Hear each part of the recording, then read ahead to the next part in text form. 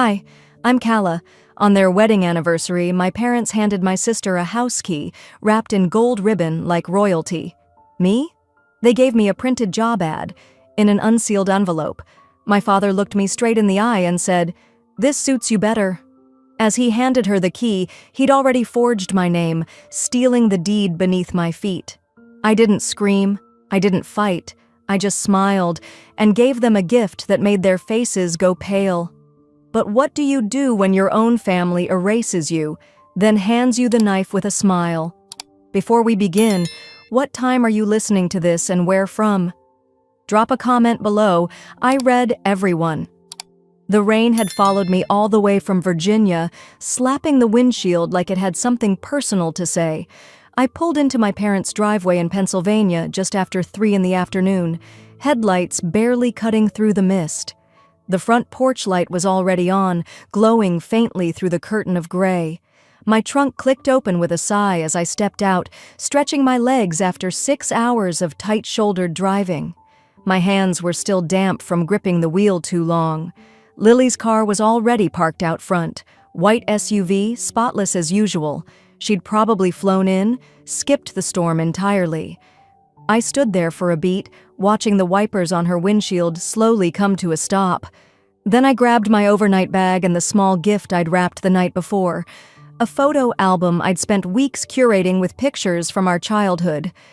I knocked twice and pushed the door open, just like I'd always done. Except this time, it didn't feel like home. It felt polite. "Oh, Kala," my mother said, glancing up from the kitchen island. Her voice was too bright. "You made it." Lily was already seated on one of the bar stools, laughing at something Dad had said. She turned her head over her shoulder and waved at me, her diamond engagement ring catching the light. "You look tired." "Long drive," I said, setting my bag down by the stairs. "Hi, Dad." He nodded without standing. "You should have come last night. We had cocktails." I forced a smile. "Caught in traffic through Delaware. Took me almost 2 extra hours." Lily slid off the stool, heels clicking against the tile. She gave me a quick hug, arms barely touching, more of a formality than affection. Her fiancé, Ryan, gave me a firm handshake like I was a colleague he barely remembered from a networking mixer. I noticed the gold-ribboned box sitting in the center of the island. It was perfectly wrapped, the kind of wrapping that came from a boutique, not a drugstore. Lily kept glancing at it, eyes gleaming. "You didn't have to bring anything," Mom said, her eyes landing on the gift in my hands. "But thank you." She took it and placed it beside a stack of paper towels like it was a grocery list. I bit my cheek. We sat down for dinner around 6. Lily had changed into a floral dress. I stayed in my travel jeans and sweater. Mom had made pot roast, Lily's favorite. Dad poured everyone a glass of wine except me. "Still on that health kick?" he said, half laughing as he handed me sparkling water. "Sure," I said. Conversation rolled easily between them. I nodded and smiled when required, but mostly I watched. The way they leaned in to listen to Ryan talk about his job at the firm. The way my mom kept brushing imaginary crumbs off Lily's sleeve. It was like watching a curated dinner party, and I was the unexpected +1. After dessert, Dad cleared his throat and stood up. "Lily," he said, smiling wide, "your mother and I wanted to give you something special." He lifted the gold-ribboned box and handed it to her. She gasped, genuinely, untied the ribbon with the ease of someone used to opening presents meant only for her. Inside was a small white box. She opened it. A key. "A key?" She laughed. "To what?" "Our house," Dad said. "The one on Riverbend." Her hand flew to her chest. "The house we grew up in?" Dad nodded. "It's yours now. You've earned it. You've always been the responsible one." She teared up. Mom beamed. Ryan clapped her on the back like she'd just won a promotion. They didn't notice I wasn't clapping. Mom turned to me. "And for you, Kala." She handed me a plain white envelope. No ribbon, just my name in faint ink. Inside was a printed job listing. Administrative assistant entry level, salary $38,000, location Harrisburg. I stared at it. Dad chuckled. We figured this suits you better, something manageable, closer to your pace. I swallowed nothing. Lily kept smiling. Ryan sipped his wine. The key in her hand had an address engraved, 542 Riverbend Lane, our old house, my childhood bedroom, the swing Dad built in the backyard, the lilac tree I planted with Mom when I was 9, all of it, hers. I looked back down at the paper in my hand, then back at the table. Thank you, I said quietly. Lily beamed. Isn't it great? I'm thinking we'll remodel the kitchen, knock out that wall near the den. I smiled the way you do at a funeral when you're trying not to cry. Sounds perfect. Excusing myself, I walked toward the guest bathroom. The hallway lights flickered slightly overhead. That's when I saw them, stacked near the laundry room. 3 moving boxes labeled in thick black marker, Kalla's room, books, Kalla's closet, Kalla, Misk. They'd already packed up my childhood. The bathroom was cold. I locked the door behind me, leaned against the sink, and pulled out my phone. I wasn't even sure why, instinct maybe. And there it was, an email from my bank dated 3 weeks ago, a mortgage transfer confirmation. The house had changed ownership, and I was listed as co-signer, except I hadn't signed anything. I stared at the screen, my fingers numb. I scrolled through the PDF attachment. The signature, my name, was perfect. But I hadn't written it. I hadn't even known they were selling the house. My father forged it. A slow, steady hum filled my ears. Rage. Quiet, buried, rising. I splashed cold water on my face, dried it with a hand towel, and walked back out. Everyone was laughing about something Ryan had said. I didn't ask. I picked up my bag, said I had an early meeting the next day. No one stopped me. As I reached for the front door, I heard my mother's voice, not whispering this time, just loud enough to carry. She should be grateful anyone still thinks of her. Outside, the rain had eased into a fine mist. The sky was turning dark blue, the kind of blue that makes streetlights glow early. I looked down. The gold ribbon from Lily's box had fallen onto the porch, damp and curling at the edge. I bent down, picked it up, slid it into my coat pocket. Not because it was pretty, not because I needed it, but because it reminded me what they valued and what they thought I was worth. I looked at the ribbon in my hand and smiled, not because I was happy, but because I finally understood exactly what kind of gift they'd given me. I dropped the ribbon into the ceramic dish by the door and finally exhaled. That kind of breath that sits low in your chest, the kind that only escapes when something in you breaks loose. Not violently, just quietly, like a string snapping in the dark. The apartment was still, not the cozy kind of still, but the kind that feels like nobody had waited up for you, the kind that reminded you. This was a space I returned to, not a place anyone expected me to walk into. I hadn't changed clothes. My dress still smelled faintly of old perfume and rainwater. I'd peeled off my damp coat and left it slumped on the chair, exactly where I'd tossed it last night. The job listing sat on my coffee table, mockingly crisp and dry, as if it hadn't survived the same dinner I did. My fingers hovered over it. I didn't touch it. Not yet. Instead, I walked into the kitchenette, clicked the old coffee maker on, and stared blankly as it sputtered to life. The aroma usually comforted me, but that morning it felt like a smell borrowed from someone else's life. The steam curled upward while the words from last night played back in perfect clarity. This suits you better. Something manageable. Manageable. I leaned my elbows on the counter and whispered to myself, I wasn't invited to celebrate. I was summoned to witness. It didn't feel like humiliation anymore. Not exactly. The sting was still there, yes, but beneath it, something sharper had started to form. A shape. A clarity. The mug warmed my palms as I sat down, pulling my knees up beneath me on the couch. A draft slipped in through the old window frame. I sipped and stared across the room, where stacks of mail leaned slightly to the left, my own handwriting scribbled across the envelopes. Sharp, decisive strokes. I thought about the mortgage confirmation I'd seen, the one with my name, or someone pretending to be me. The signature had been too neat, too patient. It had none of the rush or rhythm my pen left behind. I stood slowly, reached for my journal on the bookshelf, and opened to a blank page. My pen hovered for a long moment before anything came out. Age 10, they missed my science fair. Lily had ballet. Age 14, Mom told me not to wear that blue dress again, said it made Lily look washed out in pictures. Age 18, they skipped my birthday dinner. SAT prep for Lily. Age 22, my graduation photo was never framed. I paused. I had walked across a stage with honors. My father shook my hand that day with a nod, like I was some intern who delivered decent work. But Lily? Her kindergarten recital photo still hung in the hallway, in a gilded frame, next to her high school prom crown. That wasn't memory. That was pattern. I dropped the pen, suddenly too tired to write. My eyes burned, but I didn't cry. The sound of my phone vibrating broke the silence. I reached for it without thinking, thumbed open the screen. Lily? A picture, her new kitchen, marble countertops, a caption in bubbly font. Still surreal. Can't wait for you to see it done. No apology.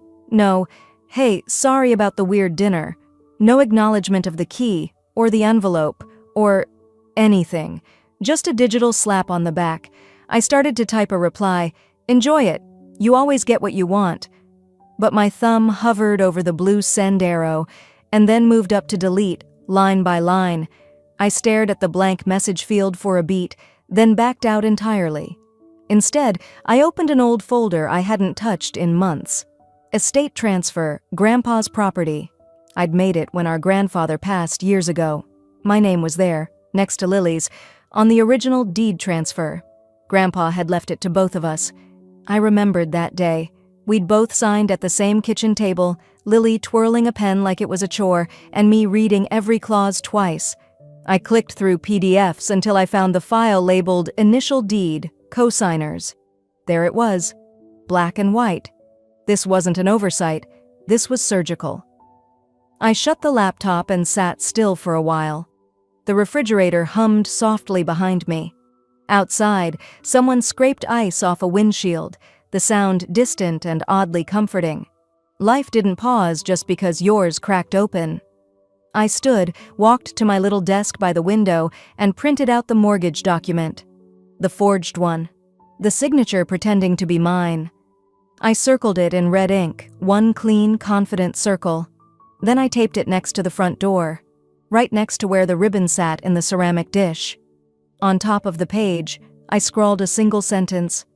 Know where you were erased, and start there. I stepped back, looked at it for a long moment. The only thing more dangerous than a daughter they thought was weak is one who stops needing their permission to exist. The morning sunlight barely reached through the blinds, but I was already dressed, my hair pinned back, my shoes by the door. I hadn't slept much. There was a tremor just beneath my ribs, not fear, but something colder. Focus. I folded the forged mortgage copy into my bag, grabbed my notepad, and locked up behind me. The Allegheny County Recorder's office was just past downtown, sandwiched between a dry cleaner and a pawn shop. It was the kind of place you never visited unless something had gone terribly wrong, or someone had made sure you wouldn't know until it was too late. The clerk behind the plexiglass had a name tag that read Marta. Her glasses hung low on her nose as she looked me up and down. "Hi," I said, my voice steady, polite. "I'm trying to find records on a property. It used to be under my name. I believe there's been a fraudulent transfer." She didn't flinch. I guess she'd heard worse. "Address?" I gave it. She typed without looking at me. "You got ID?" I slid my driver's license under the glass. She scanned it, then tapped her keyboard again. "Give me a second." While she printed something, I felt my hands getting warm with tension. My pulse drummed behind my ears. She returned with a few pages, clipped together. "This what you're looking for?" I took it. The deed stared back at me. The original one. Co-signed by Grandpa, myself, and Lily after he passed. But the next page was newer, much newer. A title transfer. Date, 3 months ago. Buyer, Lily Bishop. Seller, Ronald Bishop. Price, $1. My name was nowhere, but my forged signature, shaky, barely mimicking my handwriting, lingered at the bottom of the previous revision, like a stain no one had bothered to clean. In the contact field, an email, rbishop63a. I stared at it. Not even an effort to hide it. A lump sat in my throat, but I didn't let it rise. "Can I get a certified copy?" I asked quietly. Marta nodded. "That'll be $6. I paid in cash, thanked her, and walked out into the chilly mid-morning air. I didn't cry. Not there.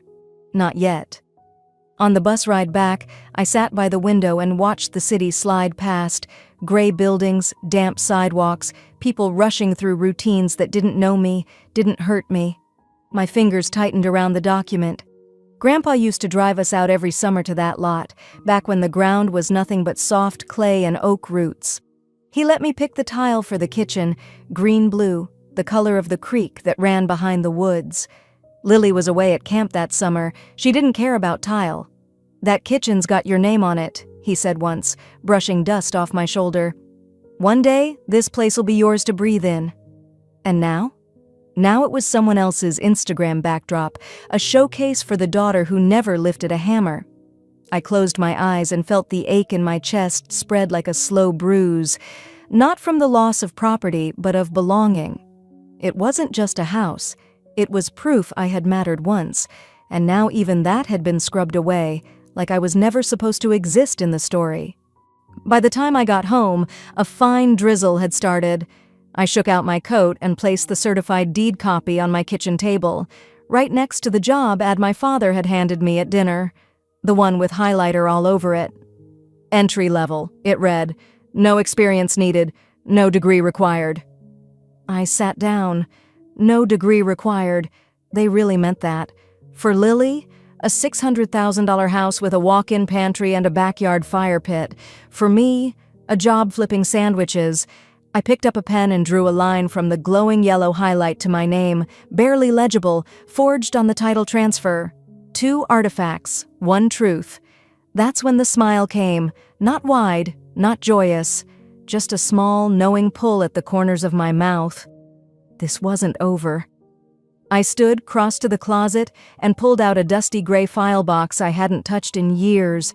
Inside were tax records, bank letters, and Grandpa's old files, wills, property outlines, trust documents I used to help him organize before he got sick. I carried it to the table. My hands moved slowly, but with precision. There was no shaking now, just quiet. I spent the next few hours scanning every single page into a secure folder I named "They Forgot I Could Read Contracts." The sun had set by the time I finished. My back ached, my eyes stung, but the fire inside me had settled into something solid. At the bottom of the file box, beneath the older papers, I found a folded envelope labeled in Grandpa's handwriting, "Transfer terms, Lily and Calla, notarized copy." I didn't open it.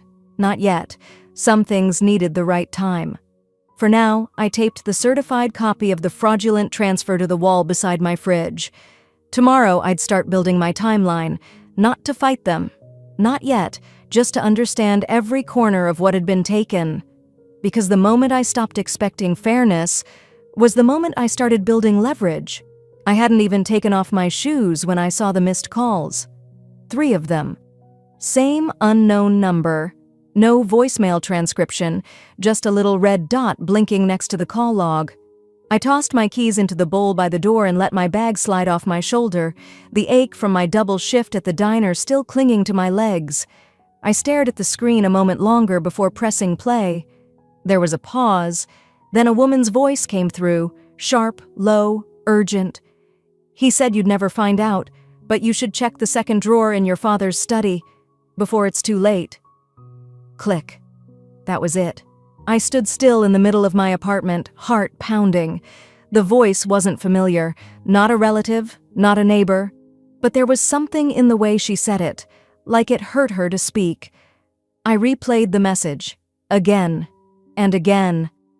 "He said you'd never find out, before it's too late." I didn't know what I hated more, that someone knew something and hadn't told me until now, or that they assumed I'd never have the guts to dig. I sat down slowly at the kitchen table, trying to piece together what the second drawer might mean. Then it hit me. Dad's study, the desk with the brass handles, the one only he used. For a moment, I felt like a teenager again, shut out of grown-up conversations, listening from behind closed doors. That old ache of invisibility? It was starting to fade, replaced by something harder, sharper. I picked up the phone and called Janine, my old babysitter. She used to help clean the house back before Mom pretended we were too professional for help. She picked up after 2 rings. "Janine, it's Calla." "Oh, sweetheart," she said, surprised. "It's been a long time. I need to ask you something, and I need you to be honest." There was a pause. Then, gently, "I'll try. Do you remember ever seeing my dad forge anything? My name, maybe?" The silence stretched.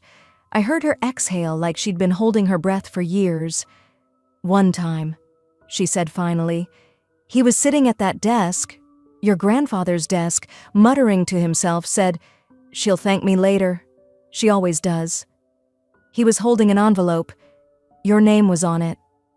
My skin prickled. "What was in it?"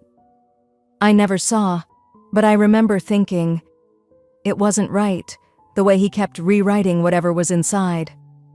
I felt something twist in my stomach, not pain, something closer to fury with a leash on it. "Thank you, Janine," I said, my voice quieter than I meant. That night, I didn't sleep. I waited. I knew my parents would be out at some dinner. Mom posted their every meal online like she was reviewing Michelin stars from the suburbs. I waited until the timestamp on her latest steak tartare was live. Then I grabbed my coat. The garden planter on the side of the house hadn't moved in years. I knelt beside it, fingers numb from the cold, and pulled out the spare key. Same one I used back in high school when I'd forget mine at swim practice. The door creaked, just barely, as I slipped inside. Everything smelled the same, wood polish and lemon-scented dusting spray. Familiar, but not comforting. I moved straight down the hall. The study door was ajar. The brass desk gleamed in the faint light from the hallway. I pulled the second drawer. At first, just old tax files and manila folders. Then, under a folder labeled Discretionary, I found it. An envelope marked Trust Reassignment, Calla to Lily. Dated months before the anniversary dinner, notarized, filed, deliberate. I held it in my hands like it might burn through my skin. They'd planned everything, the job ad, the public humiliation, the exclusion from the family photo. This wasn't impulsive, it was a strategy. They didn't just want me out. They wanted to make it look like I was never meant to be there at all. I could feel my throat tighten, but I didn't cry. Then I noticed something tucked behind the envelope, a folded sheet of notebook paper, not typed, handwritten. The handwriting was shaky, but I knew it. If you're reading this, it means they've buried what's yours. Follow the coordinates. Below the line was a string of numbers, scribbled like an afterthought. I stared at them, heart racing. It was his handwriting, Grandpa's. And in that moment, I felt something I hadn't let myself feel in weeks. Hope. He knew. Somehow he saw it coming, and he left me a trail. I tucked the envelope and the note inside my coat and pushed the drawer shut, careful to leave everything as it was. I backed out of the room, turned the key behind me, and slid the planter back into place. By the time I stepped onto the sidewalk, the wind had picked up. It cut across my cheeks, but I didn't shiver. I was too warm. I thought the worst part was the betrayal, but I hadn't even begun to peel back the lies. I didn't sleep much after I found the file in the study. The words on the envelope kept echoing in my head like a whisper through a locked door. Trust reassignment, Calla to Lily. They had made the switch long before the family dinner, long before they offered me that job posting like a cheap consolation prize. By Saturday morning, my decision was made. I booked a rental car and packed only what I needed: a change of clothes, my phone, a flashlight, and the sealed note with those handwritten coordinates. The GPS led me north, past the outskirts of town, beyond where streetlights stretch, down winding back roads where cell service flickers in and out. I hadn't been this far out in years. But when I turned down that gravel path and saw the cabin again, it came rushing back. I must have been 8, maybe 9, the last time I was here. I remember the way Grandpa would hold my hand just a little tighter as we approached the lake. He used to tell me this was his thinking place. No phones, no noise, just trees, water, and truth. The cabin had aged like an old photograph, edges curling, colors faded. The wooden porch groaned beneath my steps. The key still sat behind the top plank, just where I'd seen him hide it once when I was little. I unlocked the door and stepped into stillness. Dust motes danced in the sunlight, cutting through slats in the boarded windows. A faded quilt still lay over the couch. There was a coffee mug with a crack down the side, still perched in the sink like it had been left yesterday. The silence was heavy, like the air knew I wasn't just visiting. I started with the floorboards near the fireplace. Something about that spot tugged at my memory. After a few careful pries with a fireplace poker, one board came loose, and there it was, a black folder, thick, bound shut with an old wax seal, and beside it a dusty cassette recorder. My chest tightened. My fingers hesitated on the play button. Then I heard his voice. "Calla, if you're hearing this, it means the worst has happened." It was him, my grandfather. His voice was slower than I remembered, raspier, but full of intent. "They erased you to secure the house and the future inheritance for Lily. I never agreed to that. Never. I left you something only you can claim. It's not just about the house. It's about everything they stole from you, starting when you were a child." I stood frozen, barely breathing. He continued, "There's a trust I created. It was meant for you, but the clause was tricky. Your father made sure of that. To claim it, you have to present yourself, with identification, before your 34th birthday. And if you're hearing this, Calla, you have 23 days left." I stared down at my hands like they'd turned to stone. 23 days. The same trust they'd buried. The same one my name had been wiped from. The tape clicked off, leaving the room painfully quiet. I sat there for a long while. Maybe minutes, maybe longer. I could hear the creak of the cabin walls, the rustle of leaves outside, and in that quiet old memories came crawling back, the kind I'd boxed up and pushed down deep. The time my father told me, "You're not like Lily. You ask too many questions." The school project Lily won an award for, one I had researched, drawn, and written from start to finish. The look on Mom's face every time I challenged something Lily said. Her smile would freeze and she'd whisper, "Don't start something, just let her have it." How many times had I swallowed things just to keep the peace? And what did that peace cost me? I opened the file next. Inside was a notarized letter from Grandpa's legal advisor confirming the existence and terms of the trust. The signature was dated nearly 10 years ago. Underneath it, I found copies of letters between Grandpa and the estate lawyer, pages yellowed but still clear, and one handwritten note slipped between them. The lawyer moved to Arizona. If you want to fight, you'll need him. My next move suddenly felt real, tangible. I was going to find him. They had counted on me being passive, being quiet, being too late. But now, for the first time in years, I wasn't behind. I wasn't guessing. I stood up slowly, tucking the documents into my bag. Before I stepped out, I took one last look around the cabin. My eyes landed on a photo frame turned backward on the dusty bookshelf. I flipped it over. It was me, 8 years old, laughing by the lakeside, mud on my knees, Grandpa's arm slung around my shoulders. I smiled, small and tired, and whispered, "I'm still here, Grandpa." Then I locked the door behind me. As I walked back to the car, wind whipped through the trees. It was colder than I remembered up here, but inside I felt a heat building. They buried my name, but they forgot something. My name still breathes where they can't reach. I boarded the early flight to Arizona with nothing but a worn carry-on and the file tucked close to my chest like armor. I hadn't slept much the night before. My mind kept circling back to my grandfather's voice, crackling through that old cassette recorder, and the weight of the phrase, "Only you can claim this." That sentence had lodged itself deep in my chest. By the time I landed in Sedona, the sun had begun stretching itself across the red rock cliffs like a warm shawl. The contrast between the wide desert openness and the narrow silence I'd lived in lately almost made me dizzy.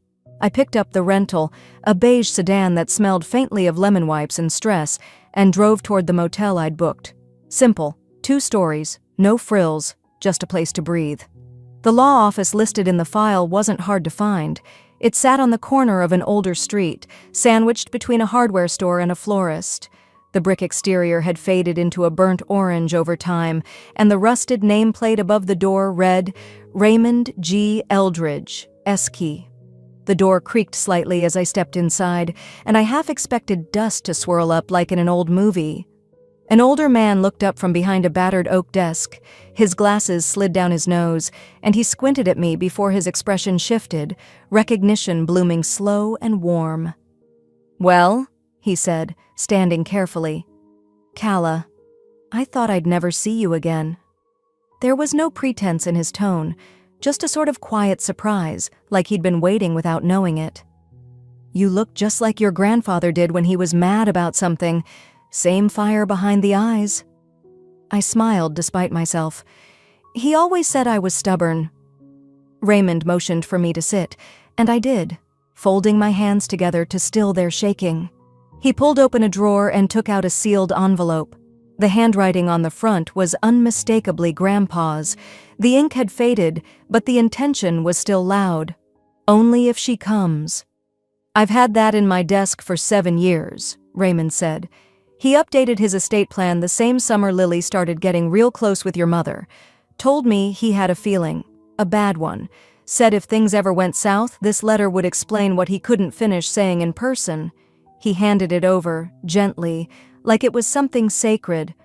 My fingers trembled as I opened the seal. Inside was an official amendment, signed, notarized, and clearly stamped. My name was listed as the sole heir not only to the house everyone had fought over, but also a second property near Aspen. I blinked at the page. I'd never even heard of a second property. Raymond leaned back. "That house in Aspen? It was bought in your name when you were 16, under a guardianship clause.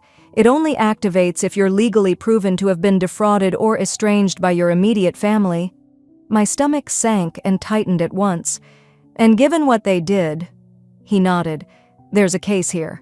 But we'll need evidence. One credible testimony about your exclusion, and a certified handwriting expert to examine the forged sale documents they used." The air felt heavy around me, like the truth carried its own atmosphere. I tucked the documents back into the envelope and slipped it into my bag. For the first time in weeks, I felt the fog around me thin. We walked a short distance to a diner nearby, the kind of place where the coffee tastes like burnt hope and the waitress already knows your order by the second visit. Raymond ordered black coffee. I asked for tea. The silence between us wasn't awkward. It was a pause filled with purpose. After a few sips, he looked over at me and asked, "Calla, I know it hurts, but why now? Why fight back after all these years?" I stirred the tea slowly. The steam fogged my glasses. I took a breath and said, "Because this isn't just about the house anymore. It's about showing my younger self she wasn't crazy for feeling unwanted. I let them tell me for too long that I was overreacting, imagining things, making it all up. But I wasn't. And I can't let that silence be the only story she remembers." He nodded, a soft sort of understanding in his eyes. "You were always the quiet one, even when you came into the office with your grandfather, but I remember you watched everything, listened to the details no one else caught." I folded my hands on the table. "It's time they realize I've always been watching too." Raymond reached into his briefcase and pulled out a fresh copy of the document. "If you're ready, we can start the claim this week." I took it with both hands, carefully, as if the paper might break. And maybe a piece of me had been waiting to hold something solid like this. As we left the diner and stepped back into the Arizona sun, something shifted inside me. I wasn't the scared little girl waiting to be picked anymore. This time, I wouldn't let anyone speak for me again, not even in ink. By the time I stepped off the bus back in town, the sun was dipping low over the hills, painting everything gold and soft, like it wanted to trick me into thinking this place still held peace. But I knew better. The only thing waiting for me was a message blinking coldly on my phone. "We're having dinner to celebrate Lily's move-in. We'd like you to come too. No hard feelings. No love. No hope you're well. No let's talk." Just an invite that sounded more like bait than olive branch. I stared at it in the quiet of my motel room, the same one I'd booked for one night and never checked out of. The room was no bigger than a closet, with carpet that smelled like wet cotton and a rickety fan that clacked all night. But it gave me something I hadn't had in years: distance, perspective. I didn't reply to the message. I just stood up, smoothed my shirt, pulled on a dark cardigan, and tied my hair back. I didn't bring a file. I didn't wear jewelry. I didn't even wear perfume. I brought one thing: silence. Their driveway looked exactly the same, cracked near the curb, oil stain under where Dad always parked, porch light still flickering like nobody ever bothered to fix it. I walked up the steps and rang the bell. A second later, the door swung open.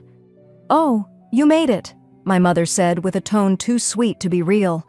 Her eyes flickered over me, down to my shoes. "You look stable, for once." I gave a small nod. "Thanks." Inside, the table was already set. Polished forks, cloth napkins, even a little centerpiece of dried lavender. Trying too hard, like always. Lily was already seated, flipping her hair like a model at a shoot. She wore a pastel blouse I'd once left behind in a storage bin years ago. "Oh, look," she said, holding up a key with a golden ribbon tied around it. "It's official. I moved in this week." Dad cleared his throat from his chair, eyes not meeting mine. "Thought we'd do this right. Make it inclusive. Start fresh." I sat down across from them and reached for the water glass, half expecting it to be laced with something metaphorical. It was just water. Flat and cold. The chicken was dry, the peas were overcooked, but no one was there for the food. Halfway through the meal, I set my fork down and asked, "Did you update the deed yet? Just curious." Lily didn't miss a beat. "Oh, already done. It's in my name now, officially. We didn't want it in limbo." Dad chuckled awkwardly, like he was trying to pass it off as no big deal. "Had to sign a couple things for you. Nothing serious. Just housekeeping." I tilted my head and smiled gently. "Did I use my left hand or right?" His eyes twitched. "What?" "To sign." The handwriting analyst was wondering because the signature wasn't consistent with any of my verified documents. Odd, right? You could hear the clink of Lily's knife hitting the plate. Her mouth hung slightly open, then snapped shut. Mom tried to recover. "Let's not get dramatic. You're here. Let's move forward." But I wasn't interested in their stage directions anymore. I reached into my bag, pulled out a single folder, and laid it quietly on the table. "This is a cease and desist order," I said, still calm, still even. "It references forgery and the trust." Dad's face lost all its fake ease. Mom opened her mouth, but no words came. I leaned slightly forward. "This is me saying no, on paper, with my actual hand." For a second, no one breathed. Even the air seemed to pause, unsure of where this was going. Then Lily scoffed, trying to regain footing. "That won't hold up. You don't have proof." I reached into my cardigan pocket and gently tapped my phone. "This conversation? It's being recorded. Every word, including when Dad admitted to signing for me." He paled, her jaw clenched. "You're spying now? That's disgusting." I looked at her squarely. "You want the house. I want the truth. I guess we both have our priorities." I didn't wait for them to respond. I rose, tucked my phone back into my pocket, and left the envelope behind. I walked out before dessert.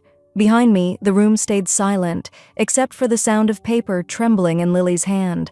I didn't slam the door when I left. I didn't need to, because this time, it would never open the same way again. 3 weeks passed. Quietly. No more dinner invitations. No texts from my mother, no snide emails from Lily. Just silence. And that was enough. The courthouse smelled like dust and lemon floor cleaner, like every civic building in the country. I sat on the wooden bench outside courtroom 4B with Ms. Hartman, my attorney, next to me, flipping through the final set of documents. She didn't speak unless necessary. I appreciated that. We'd prepared. There was nothing more to say. Across the narrow hallway, they sat lined up like a trio in a portrait nobody asked for. My mother stiff-backed, her purse clutched like a shield. My father staring at the floor, knees tapping out a rhythm of guilt. And Lily, smiling.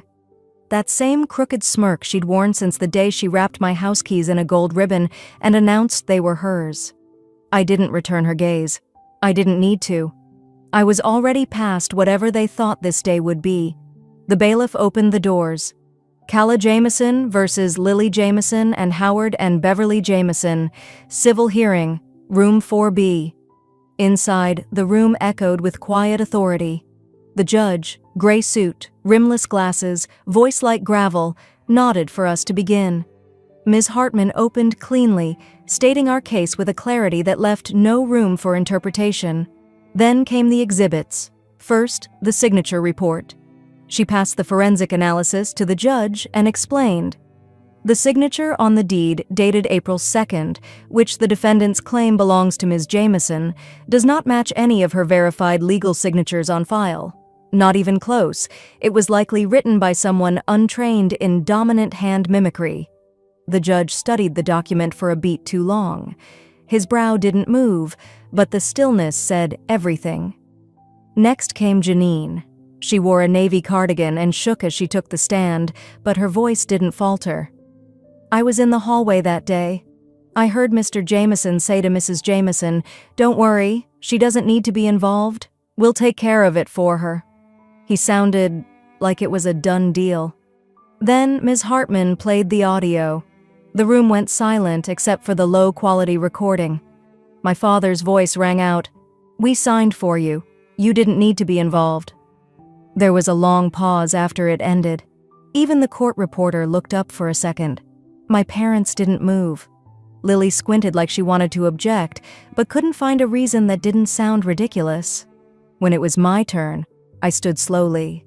My knees didn't shake. I spoke plainly. I never gave permission to transfer the house.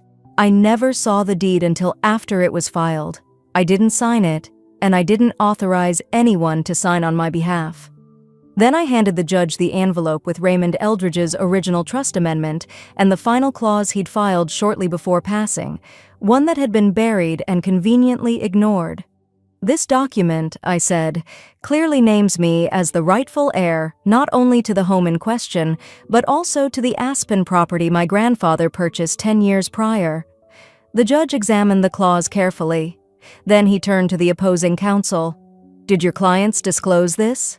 Their lawyer stumbled. "Your Honor, we were under the impression that document had been superseded." The judge didn't blink. It wasn't, and forging a signature, especially in a civil matter concerning estate property, is no small oversight. He tapped his gavel once. "The trust manipulation is invalid. I hereby rule that Ms. Calla Jameson is the sole legal heir to both properties, effective retroactively. The defendants are required to vacate both premises within 30 days. My mother's mouth fell open. My father looked like he aged 10 years in 5 seconds. And Lily, she dropped her gaze for the first time since the hearing began. I didn't smile. I just gathered my papers. As the room began to clear, I walked over to their table. My hands didn't shake when I reached into my tote and pulled out the gold ribbon, the same one Lily used to mock me.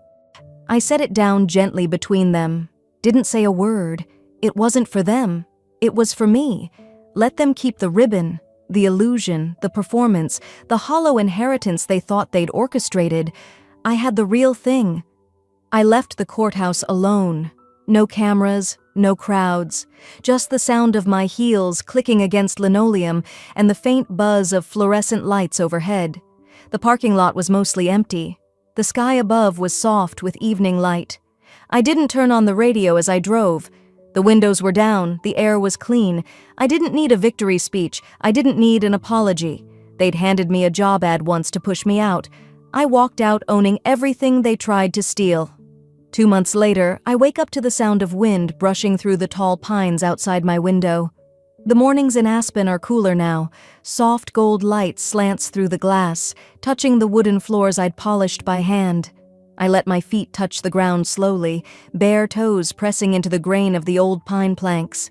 There's no rush, no one waiting with fake smiles or cold instructions. Just the house. Mine. I walk the hallway without turning on any lights. My sketches hang on both sides now, framed in simple walnut, not to impress, but to live with. Each piece holds a moment I fought to keep for myself. One by one, I hung them here, not for a gallery, for me. In the kitchen, the bread basket from my neighbors still sits untouched on the counter, fresh rosemary bread. They dropped it off a week ago with a small card. "Welcome home, Calla." It wasn't the bread that moved me. It was the way they used my name like I'd always belonged here. I pull open the last drawer in the hallway credenza, a space I hadn't touched until now. I didn't expect to find much. Some envelopes, old batteries, a keychain without keys. But beneath the clutter, I notice something tucked in a manila folder, addressed in familiar handwriting. My heart stirs before my eyes fully confirm it. His handwriting, my grandfather's. The ink is faint, but still neat. He always wrote like he knew someone would read it carefully. I sit down on the hallway bench and open the letter. It's dated just 3 weeks before he passed. My breath catches. "Calla, I watched how they dismissed you. How they gave away what you earned like you were never meant to stand tall. But I saw. I always saw. I couldn't make them love you better. I couldn't undo what was already broken. But I made sure that when the time came, they wouldn't have the final say. They wouldn't hand you the key. So I made sure you'd own the door. I don't cry right away. Not the way people expect. There's no shaking or sobbing. Just a stillness that lets the tears roll down gently, like dew gathering on leaves before dropping into the earth. He knew. Long before I had the words to explain, he already understood. By mid-morning, I'm behind the wheel of my car. No destination, just motion. The kind that clears your lungs and reminds you you're free to choose the direction now. I take a slow detour past the house where I spent most of my life trying to earn space. The porch looks the same, though emptier. A forgotten ribbon, faded gold, flutters loosely from a bent nail beside the mailbox. They never took it down. Maybe they couldn't face what it symbolized. I don't stop. I don't even slow. The engine hums steadily as I pass, windows cracked just enough to let the crisp air in. I return to Aspen in the early afternoon. The sun has shifted higher now, dappling through the treetops. I walk into the house and head straight to the shelf beside the front door. From a small drawer, I take out a plain white box. Inside it, a key. No shine, no decoration, just metal. But it's the only one that ever truly meant something. I've labeled it with a strip of masking tape. Not gifted, earned. I set it gently on the middle shelf where the sunlight hits around 2 p.m. every day. Not to hide it. To remind myself what's real doesn't need to scream. Just as I turn to head into the kitchen, my phone buzzes. I glance at the screen. Ms. Hartman. Offer received for an exhibition in D.C. They want your full series. Call when you're ready. I smile, not the kind of smile people wear when they've won something, the kind that comes from realizing you no longer need permission. I pour myself a cup of coffee. No rush, no need to jump. I lean on the counter, watching steam curl in the quiet. For the first time, everything begins on my terms. Sometimes the key isn't what they give you, it's what they try to keep from you.